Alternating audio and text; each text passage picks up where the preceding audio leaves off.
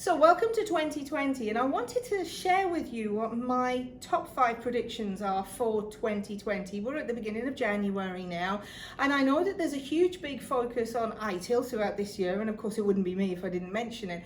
But I really wanted to look at, well, what are my top 5 predictions, not just concerning ITIL. The first one does concern ITIL, but then kind of not. I want corporations to start thinking about, and I know they're starting to think about how they can incorporate ITIL 4 into their organization. But what I see in 2020 is a big shift away from the use of terminology. So away from the use of ITIL or Agile or DevOps, and start thinking about how they can actually implement a framework and adapt a framework and a way of working to suit their organization, something that's completely tailored to them. Sure, based on the principles of Agile and based on agility and based on an ITIL methodology, but nevertheless completely tailored to suit them. So I predict that in 2020 we're going to see less use of the words framework and less use of the words ITIL and Agile, and more use of just a general governance for IT. So my second prediction is with regards to security. There's going to be much more focus on security in the world in general, in the IT world definitely.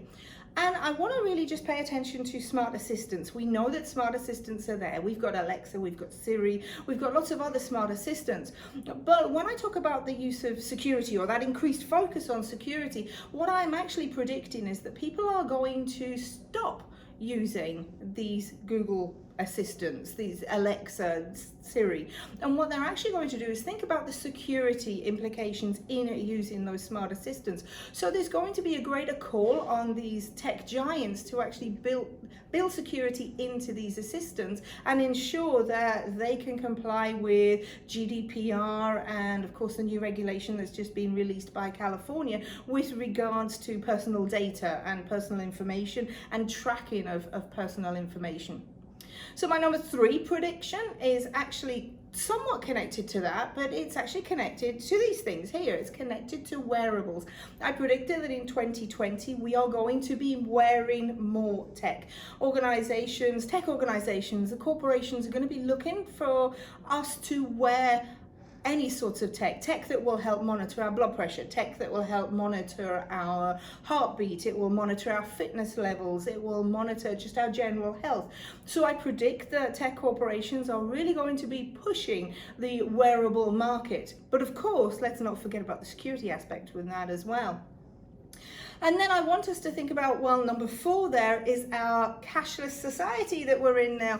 I really predict that in 2020 we are going to be moving more towards a cashless society than ever before. I personally don't carry cash, and I haven't for a long time. And I use my watch, I use my phone, I use many of my other devices to actually pay for my goods and services. And of course a lot of people are going to be doing that as we move into 2020. So I expect to see a lot less cash being carried around and a lot more smartphones and smart devices being carried around.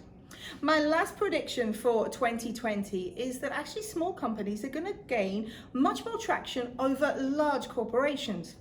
What do I mean by that? And that kind of sounds quite fantastical, but it doesn't if you think about it. Think about the e-marketplaces that we have around, such as Etsy. We've had eBay around for a long time, but there are lots of marketplaces now that will allow us to buy not just goods that are bespoke and tailor-made to us, but also that allow us to buy services. For instance, if you wanted your CV or your resume compiling, then you can go to e-marketplace called Fiverr and you pay somebody $5 and they will actually write a resume or a CV for you. So I see the proliferation of these e-marketplaces, and what that actually means is that most people like you, like me, just ordinary people can actually start to sell services and sell goods and actually make a living wage and a profit out of doing that. So I really predict that 2020 is going to be the year for the e-marketplace. Now, of course, there's going to be many things that are going to happen in 2020, and I've just listed my top 5. But what I'm going to invite you to do is come back to me at this time next year and let me know how my predictions went, because I'm surely going to be keeping an eye on that. But for now, I'm going to sign out, and you never know, I might even see you next week.